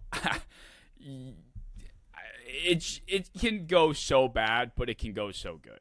It could. Like, when I look at their roster on, like, the full thing, like, this is a Super Bowl roster. I think they have put together a Super Bowl roster, especially with the defensive front. The front seven's awesome. And then when I look at the secondary, like, the only hole was corner, and they just patched it with an All-Pro and another pretty good guy in Watson. And then their offense has been Super Bowl caliber. They won one with a very similar offense. I think this one's even better with Puka and Devontae Adams, and Kyron Williams was better than the Cam Akers they were rolling out back then. So this, to me, is a Super Bowl offense, and I think this now is a Super Bowl defense. Like, I think this really could do it. And I know it just stinks, like, when you've put all your chips into that. Like, why not keep putting more chips into that and really ensure you have a Super Bowl? But I mean, they've done all the right things so far in terms of planning for the future. They have the Super Bowl under their belt, and clearly, I think this is very clearly Stafford's last one. So it's like, well, if we don't get a quarterback now, and we win, enough games to pick in the 30s next year, and we don't get a quarterback then, are we just gonna, like, Jacoby Brissett our way through this one year? Are we gonna, like, do the Stetson Bennett thing, or like what's the plan after Stafford? And I guess this was, like, the last good option that was available to them, and they just, I guess, had to ensure they did it. I don't blame them. Again, it's not sexy. I gave it, like, a C-. I don't think it's amazing, but I don't think it's, like, the worst thing ever. Yeah. I think like you're saying, the vision for it makes so much sense that it makes it so hard to fully hate on it. I just think I would be veering out of my own principles to not give it an F. Almost, if that makes sense. It's not a good draft at all. This was one of the worst drafts that was assembled, but, like, I think when people are talking about it as if it, like, ruined their chances of a Super Bowl. No, not at all. Because I think if they did nothing, if they didn't bring in McDuffie, and they still picked at 20 something and they drafted another depth guy, I would say this was a very poor draft. But they brought in an All-Pro. They brought in arguably, like, a top 5 corner in the NFL. They brought in another very talented corner in Jalen Watson, and then I do think Max Clare plays for them. I think that he does, bring value to them as a wide receiver, as a tight end. And Trost was a good third-round pick. He's a very versatile offensive lineman that can play right tackle. He can play guard. I think they had a fine draft. I think it's okay. I think it was generally on the poor side of drafts, but, like, I don't think it was so bad where people need to, like, be calling to kill Les Snead or something. Because he's proven time and time again, after every time someone shits on his decision, it's usually right. Like, more often than not. If you want to put a really interesting spin on this, they drafted Ty Simpson to give them the best chance they could to win if Stafford gets hurt. Also true. Like, I don't necessarily think that, like, he wins a Super Bowl if Stafford goes down, but, like, who knows what Stetson Bennett is, and Jimmy Garoppolo can never touch a football field ever again. No. So, like, I think Ty Simpson's going to be a fine quarterback. I almost think if they didn't, in some magical fairy tale land, didn't have a single draft pick, no one would feel harsh. No one would have any emotions about it. So, to your point, it's like, no, there was no negative that occurred here. They didn't, like, lose out, or they didn't, like, get worse. It just, they did something people didn't agree with, and if it didn't happen at all, no one would think twice. So right. Like, I think if they just picked Max Clare and Keegan Trost, people would be like, well, they just didn't have a first-round pick. Yeah. Whatever. Like, it wasn't like they had a terrible picks all around. Like, Ty Simpson, every quarterback pick is going to be a reach, like, in history. Yeah. So, I mean, this is early. I had him as a day 2 player, but I don't think this is the worst pick I've ever seen, like, at all. I don't think this is any different than taking Bo Nix or taking any of those guys where they went. I think this is the exact same thing. Yeah. Yeah, I think... And it worked for the Broncos, and I think Ty Simpson's on a very similar level of prospect to Bo Nix. Yeah, I agree. I think Ty Simpson, we talked about it in the quarterback episode, but I think he's a lot better of a player than a lot of people were giving him credit for. And Dan Orlovsky, similar to how I'm doing victory laps about Kalen Black, was doing his own victory dance. I mean, listen. Well, looking at who Mendoza is throwing to over there, and looking at freaking who Ty Simpson has to coach him and throw to, it is not out of this world to say Ty Simpson will be a better quarterback than Mendoza. When it's all said and done. I think Mendoza's a better prospect, 100%. But I think when we look at their careers and who they're with right now, I think I might even put it down and say Ty Simpson might be better. That is not crazy. Which feels wild, but and that's what I mean. I might steal that take. But look at this is what I mean. We're saying this guy going 13th is terrible, and then we're saying he might be better than the first overall pick. You just gave me a video idea. I'm so appreciative. That is true though. This landing spot thing matters that much, and that's why I went into last year being like, "Fuck Jackson Dart, throw this piece of garbage out of my back window." To oh my god, this actually could work with Brian Daboll and the Giants, and Yeah, you said you were the first one to say that you didn't like him at all initially, and then you fully switched when you saw where he was going. Yeah, does that matter? That's like 90% of the equation. Oh yeah. So I think you make a very fair point. So I'll change my F to a D minus. I'll be nice. Incredibly generous, you. You've convinced me to D minus. Oh, that's what I do. I live for that. Well, it doesn't get any less controversial going forward because the Arizona Cardinals went ahead and drafted Jeremiah Love 3rd overall, and I spent days doing mock drafts, staring at my one mock draft, trying to figure out what the fuck the Cardinals were going to do. I'm reading every single corner of the internet to try and get some sort of tip that will tell me what's going to happen, and it ended up being Love. What was your grade for this class? I gave it a B minus because I think they got some good players. Like Jeremiah Love, as rich as this is, I think this is different than Genty last year because where the Raiders were last year with Genty was that they had no line, they had no nothing, they had absolutely nothing going for them offensively, and the draft was stacked with things that they did need. And Arizona had needs, but this draft was so shallow in the things that they needed. Anything they picked was going to be a pretty large reach, in my opinion. They could have gone pass rusher. I mean, what are you going to do? David Bailey? He was already gone. Arvell Reese. I don't think their team's any better with Reese than they are with Love at this point. So I mean, I still think they could have gone other ways. I'm not obsessed with that pick, but Basantis in the 2nd round, an offensive guard, fully makes up for those offensive line questions because to me he could be a potential 1st round talent. The elephant in this room is Carson Beck in the 3rd round, the first pick of the 3rd round, mind you. I think this is no different than drafting Davis Mills to the Texans in the 3rd round a couple of years back. I mean, have we ever seen a quarterback go on day 2 and look like this and succeed? I can't think of who it would be. So, to me, you drafted evil Davis Jones with the first pick of the 3rd round. I think that's a terrible pick. So that brought their grade down substantially. But their day 3 was good. I think they drafted 4 players. 3. I don't know actually who Jaden Williams is. 3 players that I thought were talented and good and in good landing spots for him. So overall, everything was good except for this giant elephant in Carson Beck in the 3rd round. Well, you were again nicer than me. I gave the Cardinals a C minus.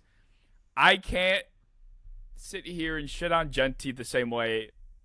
I can't shit on Genty and then not shit on this. I do agree that it is different. It is a better situation for Jeremiah Love. I would go as far as to say that for fantasy football purposes, this was probably the best place he could have gone in the first 5 picks. I mean, maybe the Giants, but then you're dealing with Scadaboo. And then, you go to the Titans, and it's like what happens with Pollard, and that, it could just be weird. The Cardinals always have a good run game. They're always feeding the running backs. They're always, James Conner's been a reception hog since he's gotten there. So fantasy football purposes, it's very good and it makes a lot of sense. But I think the biggest part of this problem for me is not the fact that he's getting more guaranteed money than every other running back, even though that is pretty insane, like $50 million compared to Saquon, who's at like 46 or something like that. It's not necessarily that. It's not that they brought back James Conner and they signed Tyler Algier. It's just the sheer fact that they will be lucky to be a conference contending team within the shelf life of this generational running back's prime. Like, it's not that long that you get Jeremiah Love as the player he is today, at all. You might get 4 to 5 years of prime Jeremiah Love until he's hitting that inevitable age where there's going to be some sort of decline, whether it's big or not, it's going to happen. And like I said, they'll be lucky to be a team that's worthy of having this kind of running back by the time that time comes. And the other thing I'm worried about is they have so much firepower on offense that they're going to win some games. Their defense isn't atrocious. There's no guarantee that they go into next year drafting within the range of one of these quarterbacks. And if that's the case, they're going to turn to Carson Beck, who, once again, is a player that maybe can win you a few games, but they're going to spend, at least a year, hypothetically speaking, trying to figure out if he can be the guy, even though we all know he can't. And then there goes another year of Jeremiah Love's prime. So it's like, it's just, all in all, I look at the bigger picture. The Rams are doing it right now. We just had that big conversation. And I look at the bigger picture for the Cardinals. I do not see a universe where they're a team where he makes an impact large enough to make him worth this selection. So that's my biggest gripe with it. And I do that thing where I look back and I'm like, they could have had these 3 players instead. And I'd feel so much better if the Cardinals walked out of this class with Arvell Reese 3rd overall, Caden McDonald, in the 2nd round. And then in the 3rd round, Emmanuel Pregnon ended up, colliding down the board for some reason. I would feel so much better about that perfect world draft than I do about this one. Yeah. I mean, I guess. I think that the 3rd round really soured it because I think they could have done something in the 3rd round. Like, first pick of the 3rd round is still a very valuable pick. Yes, it is. Like, we're not talking about like a late 3rd, maybe like a 4th, like a flyer on this quarterback. We're talking about a pretty premium pick that we wasted on a career backup quarterback, in my opinion. Not even Aller. Like, maybe if it was no, Aller. I understand it with, like, even if I don't like Aller that much. Like, you're talking about like a 21-year-old with a cannon. We're not talking about this 24-year-old that everyone hates. Like, this is evil Davis Mills. In what world is that worth the first pick of the 3rd round? I don't understand. Like, and with Love, I get it because I wasn't a fan of the Genti pick last year. But to me, I think Love is multiple things. I think, one, he has an easier translation to the league. I think that his receiving skill set, just the looseness he plays with, is just going to be an easier translation. And he's coming in with less, beat down on his body. I think Genti, his final year, had some of the most volume I've ever seen in a player in college. And he comes into the Raiders to be their bell cow. So I was very worried about how he was going to translate year 1, year 2, because he was so beat down with a bad line. Like, I didn't see that working. And the Cardinals, I think they have a good foundation of an offensive line, and they have other running backs to take some of that stress off of him. So to me, he really can be like a high impact weapon.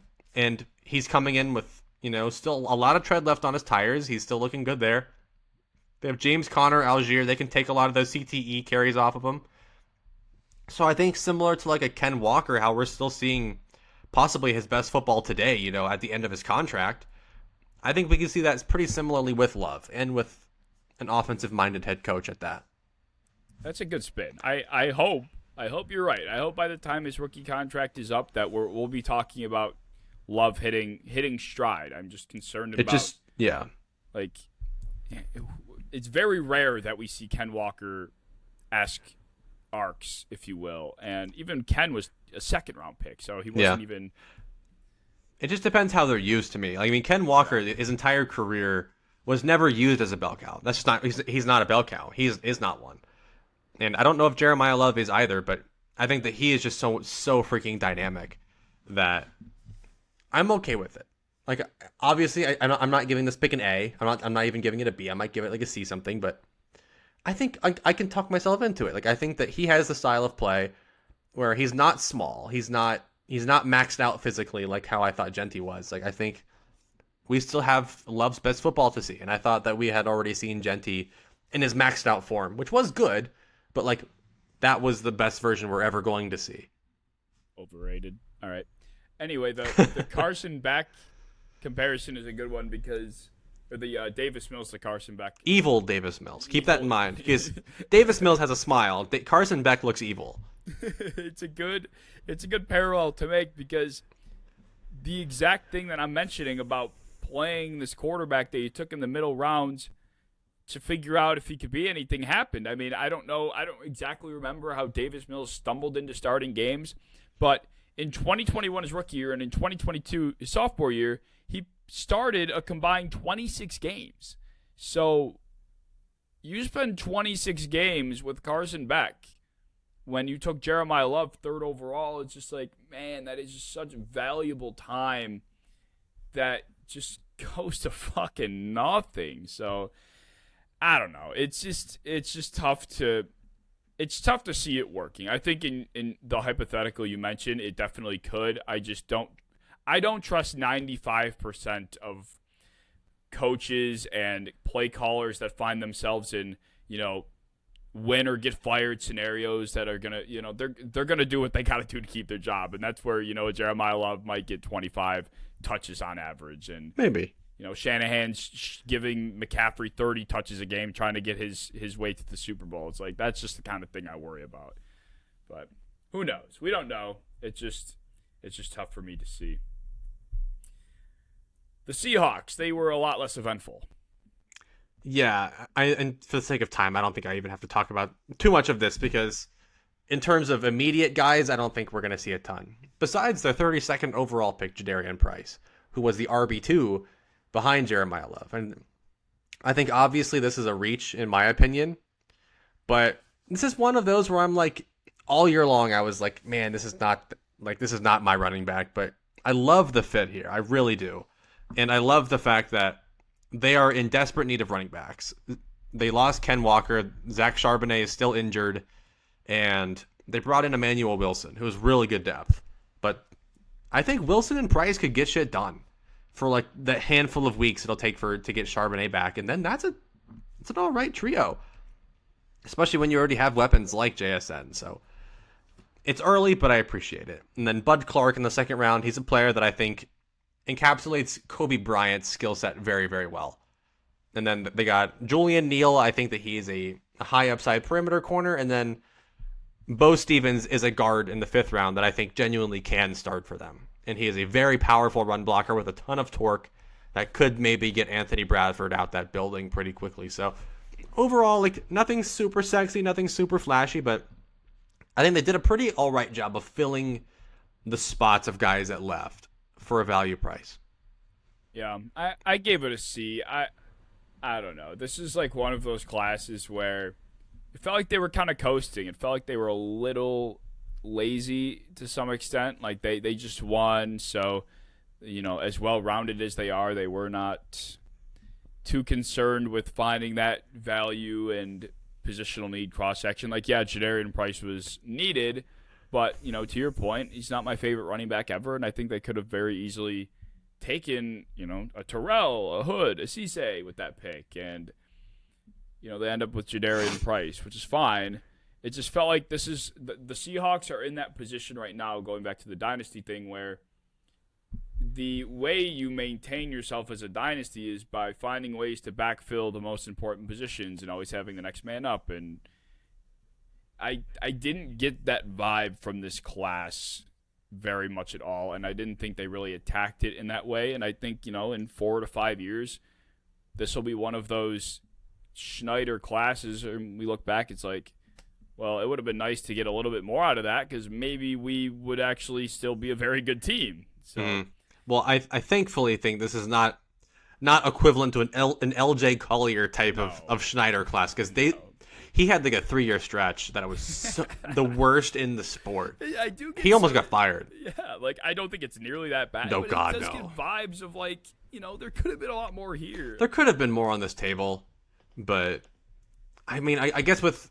the championship penalty is your talented guys want to get paid now, so they had to let a lot of guys go, which was a sad part. Kobe Bryant was very valuable to them. They had to replace him somehow. I think Bud Clark does that very, very smoothly.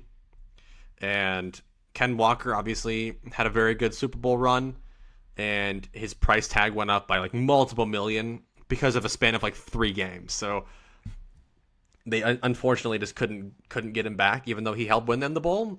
He is not going to be with them for later bowls if they go back. So Price, I think, is obviously a first-round rookie running back's not that cheap. Not as cheap as you would think. So, but it's discounted, and I think that he's a very good running back for their system. To pair with Charbonnet and with Emmanuel Wilson, I think it's a sharp room. And George Holani as their RB4, it's a solid room that can get shit done. Well, that's kind of what I was thinking too. It's like they got Holani. Like I thought they liked him. Yeah, I guess just Holani might not be like athletic enough to be like Price is very athletic. I think that he is what you're looking for.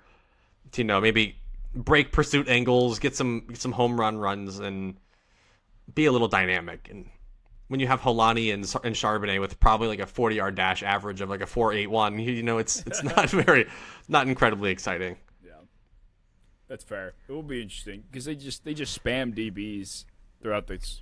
And I liked who they got. No, yeah, I didn't dislike it. It's just like you spammed 4 DBs and with 4 of your 8 picks were DBs, and it's like you could have just kind of got a really good one with your first pick. Just felt a little bit better about it, but whatever. Yeah. That brings us to the final division, the NFC East. Oh, I did give out another A+. Oh. I completely lied. I did give one to the Cowboys. Did I give out another? I don't know. Did I even get another good grade? Who else is left? Perhaps. I gave the Cowboys an A+. Okay. This was they understood the assignment type of class. You get Caleb Downs falling in your lap at 11th overall. I never thought there was in a million years he would be there at 10, let alone 11 or 12. So that's a pick that changes the course of this defense that has been gasping to be any sort of decent for a long time. And then you trade up for Malachi Lawrence, which I know is, you're a big fan of Lawrence. I think that's a good player. Jayshon Barham, I've come to read up about. He's going to play off ball, but very athletic player. He could definitely be a disruptor. And then they, got Devin Moore too, who is this athletic, traitsy corner from what I'm understanding. So people seem to like him. There just wasn't a lot that I'm like kind of iffy about. A lot of it helps them right now, and there's a lot of upside with everything here. No, the only, as much as I love Lawrence, I do think 23 is rich. It's a little early. Like, even when they were talking about him to the Bills, maybe, I was like, that's a little early. Yeah. But, I don't know. I'm not too worried about it. He's definitely a developmental guy to me that's going to be, he's going to have to hit the weight room, get functionally stronger to be as good as I think he can. But to get a guy like Caleb Downs 11th overall, the best player in this draft at 11th, they hop the Dolphins, which is partially why I gave the Dolphins such a poor grade, was letting a guy like this go. The best safety I've ever watched in my life in college. Caleb Downs is already good enough to give this class an A. I really liked Barham. Very versatile, strong, run defender. I think he can do things that Lawrence can't, which will be a good combo. And then getting LT Overton, who's the least sexy defensive prospect in this class. But he gets the equivalent of Zach Charbonnet yards on defense. He just does the dirty work. He doesn't get to pin his ears back and rush the passer. He just clogs rushing lanes and he holds contain, and he's just a very strong, stout defensive end that can do things that Malachi Lawrence also cannot do. So I love that. The only pick I didn't like was Drew Shelton in the 4th, but 4th round pick for a backup swing tackle. Who cares? Overall, it was a good pick. Only one slight reach in Malachi Lawrence. I had him more as a day 2 player, but it was fine. Caleb Downs completely changes your defense. And happy thoughts. I think I don't know for sure, but I would have to imagine that teams saw Lawrence go 23rd, and that's kind of what kicked off, I thought, was an edge rusher run to some degree, because then we saw Lawrence go 23rd. Then we saw Keldrick Falk get traded up for 31. And then that's where we saw Parker, go at the top. R. Mason Thomas, Cash Howell, all within the first 42 picks. And then Derek Moore. I thought Derek Moore would be a lot later of a selection, and Zion Young goes right after that. So it's possible that the Cowboys are responsible for this, but I also wonder, like, if they don't take Lawrence, then they might be SOL. So yeah, they might be. Yeah, they'd be in like that Cash Howell territory, right? If they didn't do that. So good on them. I think it was a fine trade up. They gave. I don't remember how much exactly they gave up, but who did they trade up with? I don't remember. I don't either. Who cares? But I mean, it was fine. Lawrence has some of the most upside of any pass rusher in this draft. He's built exactly like every good edge rusher in the league, from an athleticism and traits and all that stuff. So it'll take some time. He's going to have to marinate. I wouldn't put in any defensive rookie of the year votes for him, but I would for his teammate, Caleb Downs. Yeah. I mean, this is the kind of draft that I think could put them back into conference contending category. 100%. The New York Giants. This was a controversial one, I would say. Yeah. I think they did an all right job. Like, I don't think this is the kind of draft, especially when you have the 5th and 10th pick, where you come away as happy as someone should that has the 5th and 10th pick, especially because of what the floor of Vrabel Reese could be, where potentially he maybe only is just like a contained player and like a good run defender that never evolves on third downs. And Maui Noah, as good as I think he can be, drafting a guard at 10th is just not sexy. Like it's not, even if he's a really good guard. So I think they're both good picks. I think that these are both very quality picks. Colton Hood in the 2nd round, again, a fine quality pick. He'll start for you. Malachi Fields in the 3rd round, whatever. Kenny Golladay, welcome back. Yep.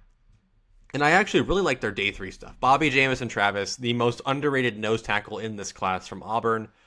J.C. Davis from Illinois, likely another guard convert. I really like his floor. So some solid players. I think overall a solid draft. I'll probably give it like a B- maybe, because I really enjoy like half of these players. It's just for the capital they had, I think I would have liked a little more, but like I'm not going to be too picky. Yeah, that's how I felt. Like, it's so hard to grade it poorly because they still walked away with a lot of talent. But, I gave it a B because I'm asking myself, like, what could they have had alternatively? You have the 5th and 10th overall pick.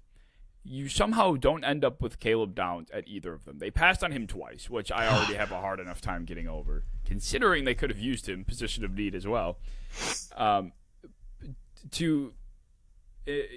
Instead go the route of probably an off-ball linebacker because you have no fucking edge spots available currently.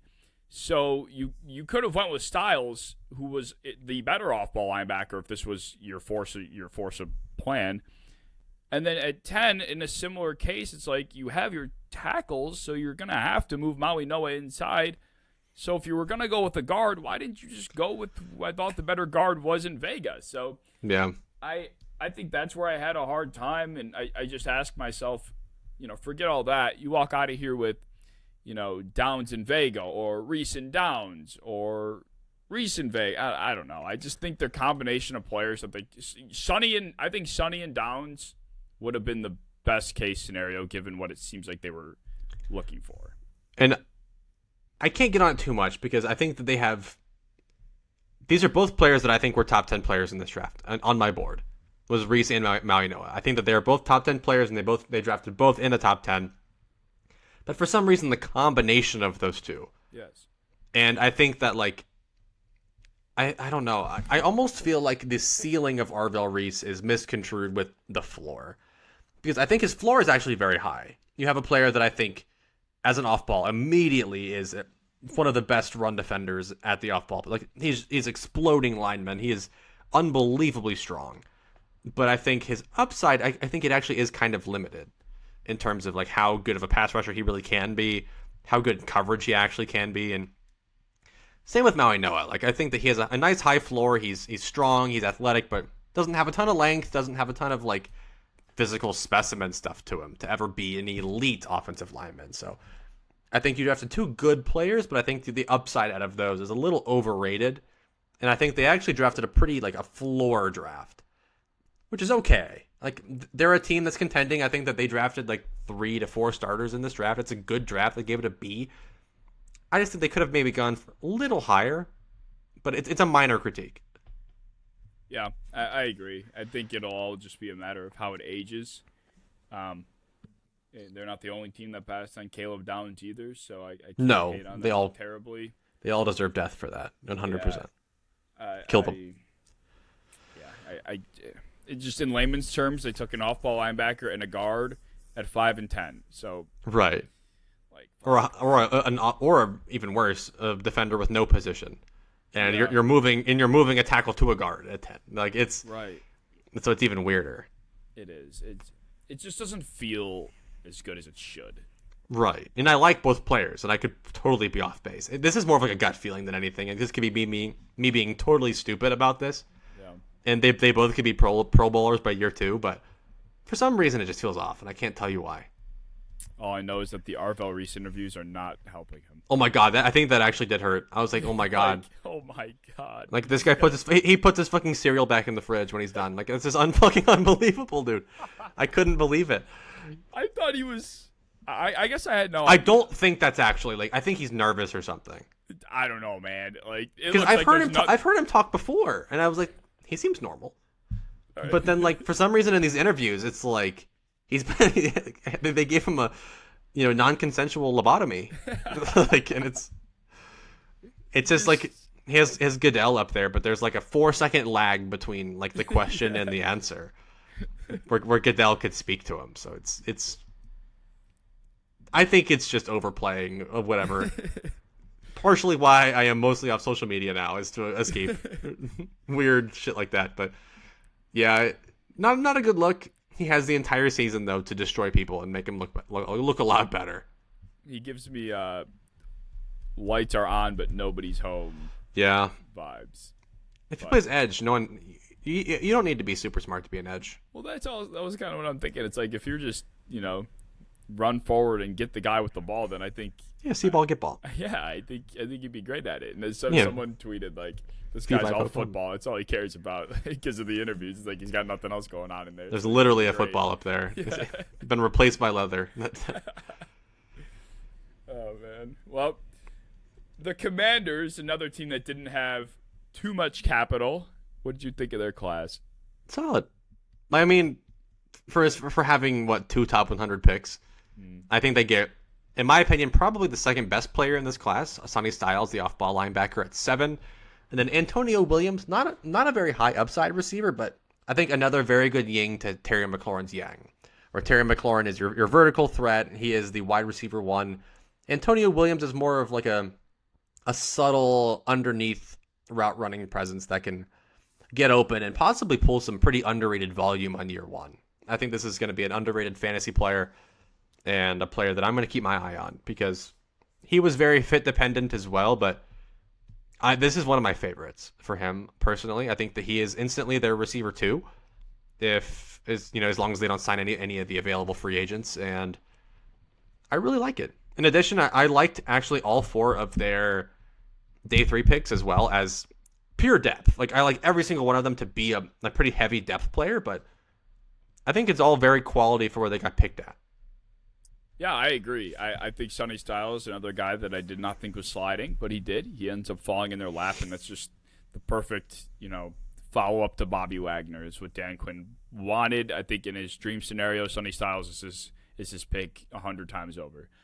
I like that. Antonio Williams is a good shout, too. I think this is a team that was kind of really needing that sort of presence. I think Jalen Lane was maybe the pipe dream. Luke McCaffrey, we've been waiting on for like 4 years now, so that's out the window. Get out.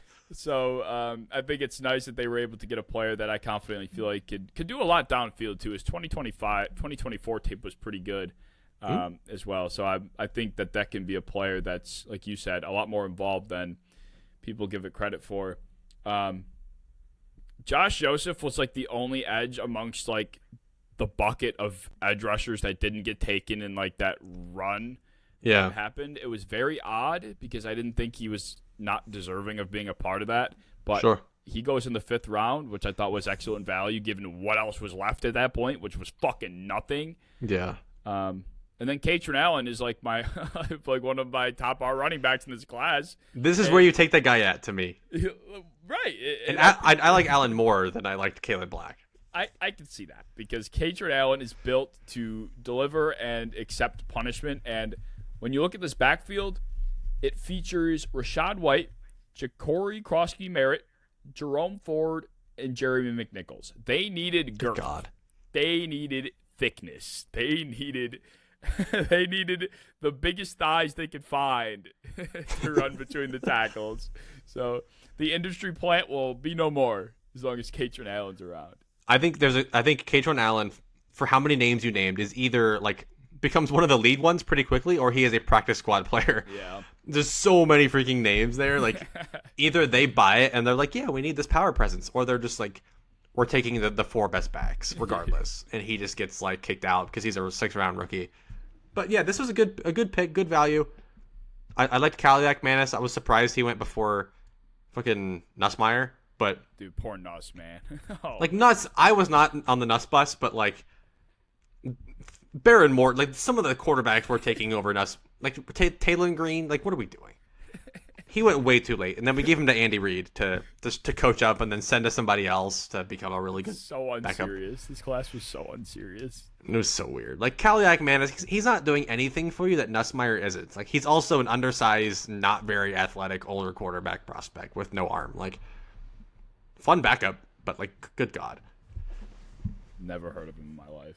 He's actually not that bad. He was like my favorite of the like projected 7th round UDFA quarterbacks. Okay.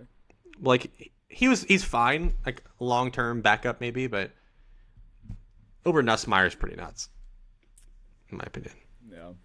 Well, that brings us to our final team of the episode, the Philadelphia Eagles.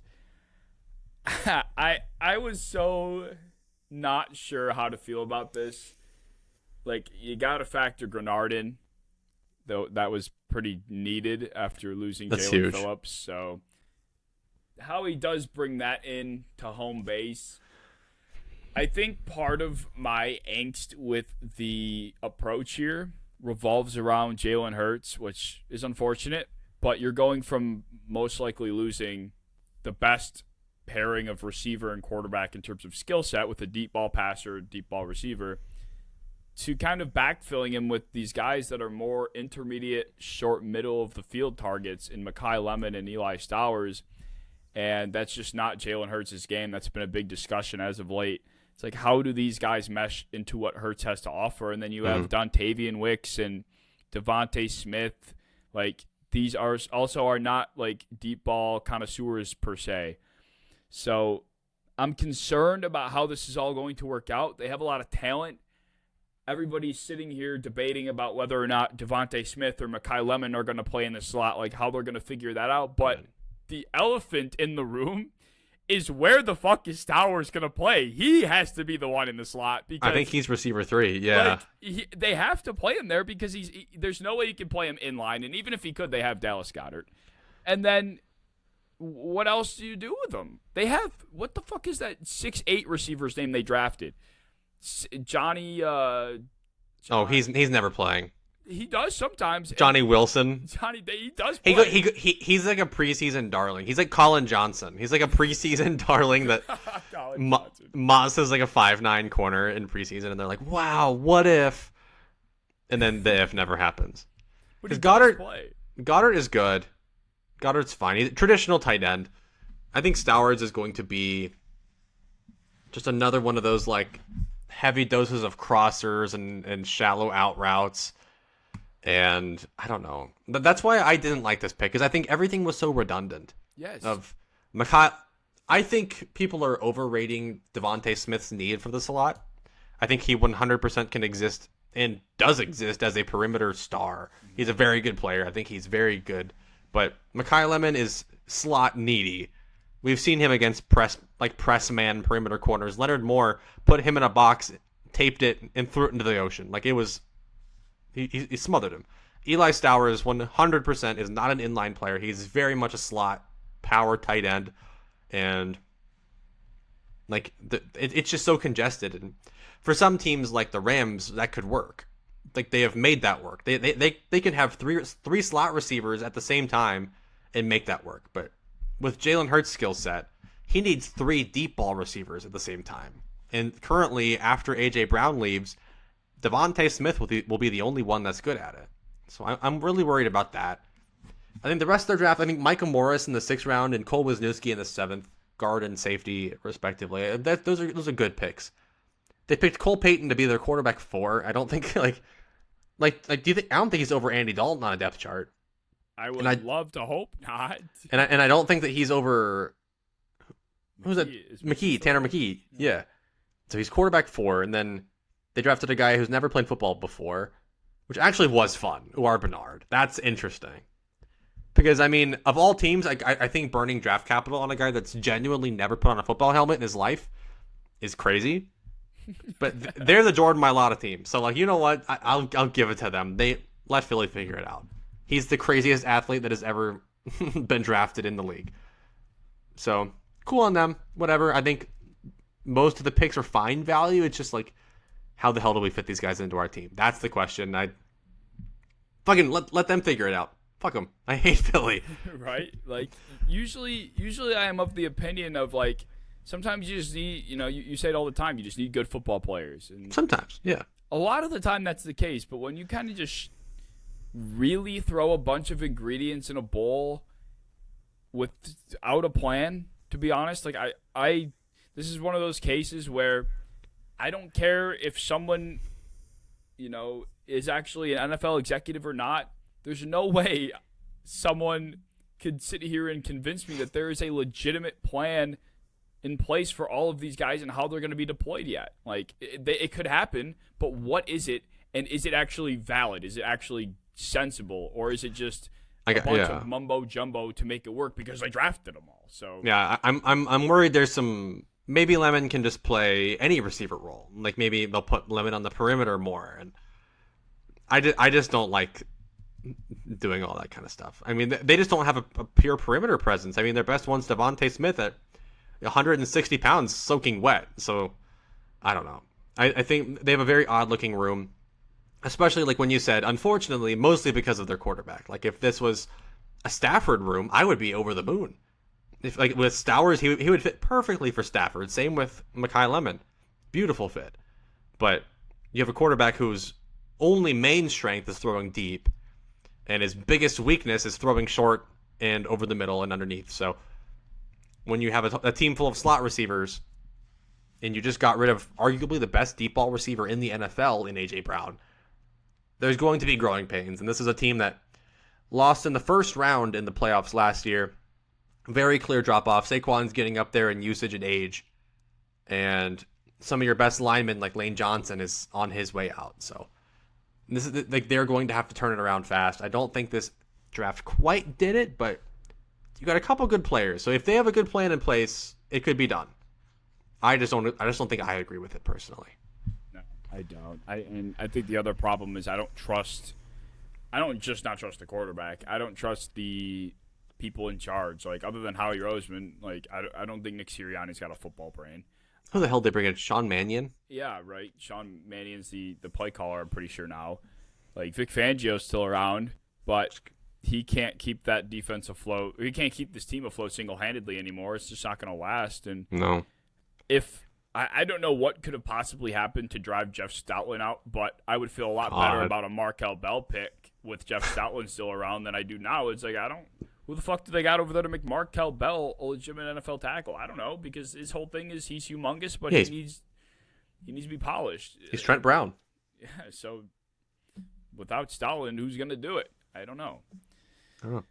So Dark days, I think, ahead for that team. I really Good. do. Good. Good. But that will wrap up our grades for the NFC. If you guys have any thoughts, leave them down in the comments. Do you have any closing statements to make? Not a one. All right. So, as always, if you enjoyed, like, comment, share, subscribe. Our Discord is linked down in the description if you want to be a part. And we will see you in episode 111.